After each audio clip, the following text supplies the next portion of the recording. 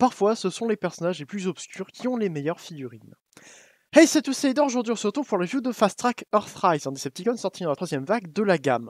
Le personnage est originellement un drone qui accompagnait Scorponok, dont le jouet se limitait à un petit véhicule, présent seulement pour que le mode base du Headmaster soit amusant sans avoir à acheter d'autres Transformers. Étant un drone, il n'a pas de personnalité particulière et son histoire est assez limitée. Elle est si limitée d'ailleurs que la section des apparitions de Fast Track en fiction sur TF-Wiki est plus courte que la description de sa figurine que je présente aujourd'hui. C'est dire.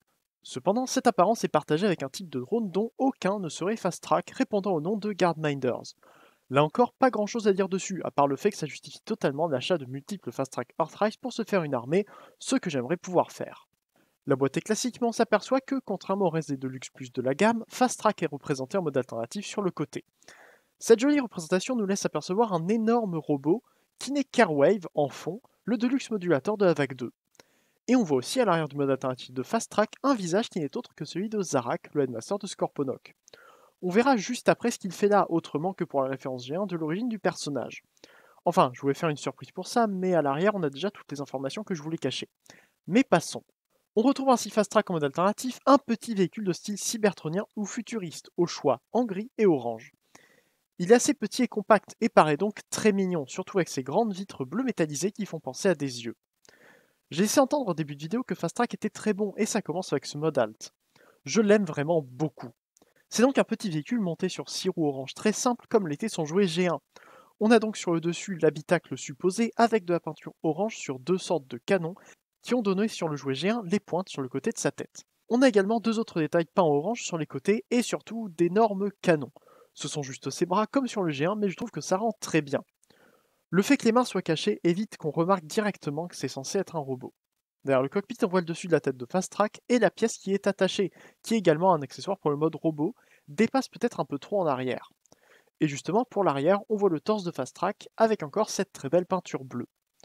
Concernant les fonctionnalités de ce mode, les canons peuvent bouger sur l'axe de rotation des épaules si on veut le faire tirer vers le haut.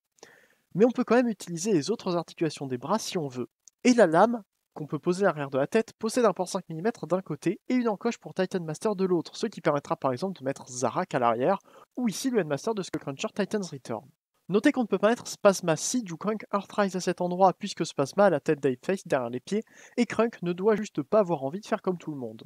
Je n'ai pas précisé que Fast Track était un weaponizer. Enfin, il doit être démonté pour se transformer, et peut servir d'arme pour d'autres figurines, mais n'est pas vendu comme Deluxe Weaponizer. Il n'est pas vendu non plus comme un Deluxe Modulator, comme l'ont été Ironworks et Airwave dans les deux premières vagues de la gamme, mais il n'en est évidemment pas un puisqu'il ne se transforme pas en base. Par contre, il a bien un système de connexion avec le système Airlock des bases Siege et Earthrise. Pour y accéder, il faut séparer Fast Track en deux parties avec le châssis d'un côté et l'habitacle et les canons de l'autre. On peut alors venir chercher une pièce dans le torse qui possède le point d'attache.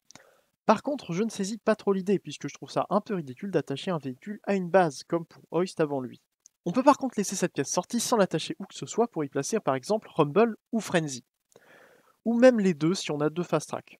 Ou même Nock si on veut vraiment continuer par là, ou n'importe quel Micromaster. J'aime bien cette possibilité. La transformation de Fast Track en robot est assez simple comme tous les autres Weaponizers et Modulators, mais je trouve celle-ci particulièrement agréable et élégante, puisqu'on peut la faire sans avoir à tout démonter.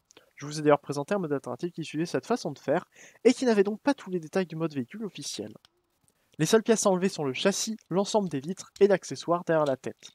On peut alors replacer les bras dans le bon sens et tourner la tête pour avoir le haut du corps. Pour les jambes, on commence par détacher les pieds, puis on déplie les genoux sur un système classique mais fonctionnel. Plus qu'à retourner les pièces qui formaient les pare-chocs pour laisser les deux ports 5 mm apparents, et on peut tout réassembler.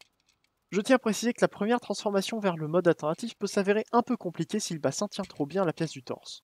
Et le mode robot de Fast Track est très réussi. Pour un drone que beaucoup avaient oublié et qui n'intéresse pas grand monde sans Scorponok, je le trouve très bien fait. On retrouve ici pas mal de détails du jouet qui ont ensuite été repris sur le date d'animation des Guardminders.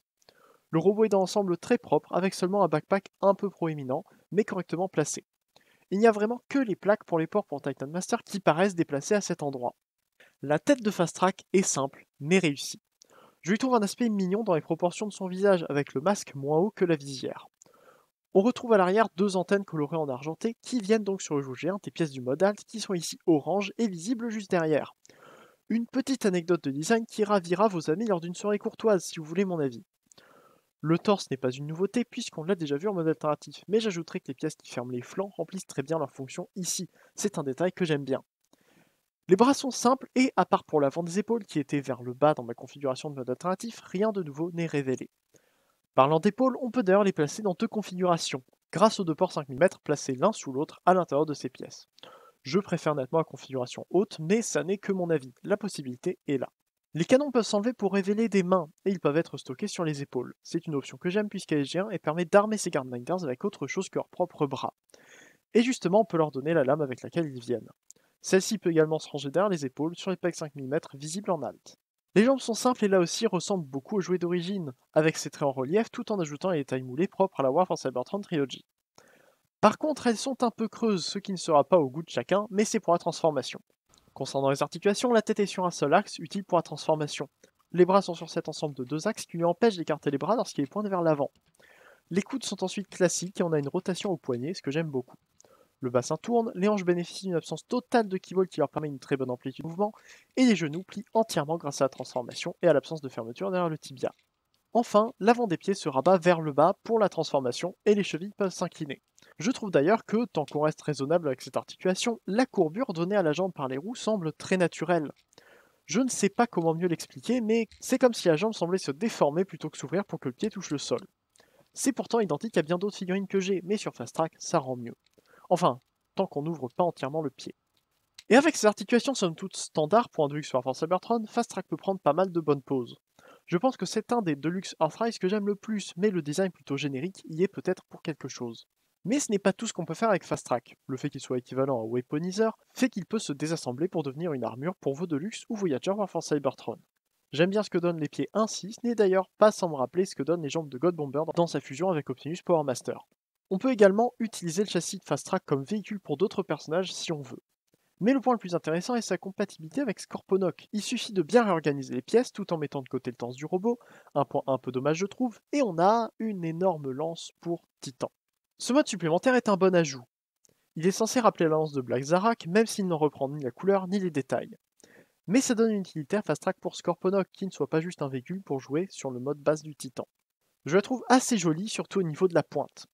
Le manche, par contre, est assez lâche. J'aime l'idée de le faire avec les bras de Fast Track, ça reste évidemment la solution la plus logique. Mais j'aurais bien aimé des crans au coude pour les fixer en place. Et les connexions par PEG 5 mm ne sont pas toujours les plus solides. Mais ça reste un bon accessoire, peut-être trop grand pour n'importe qui sauf les titans. On verra comment l'utiliser sur Scorponok dans sa review, donc abonnez-vous pour ne pas la louper.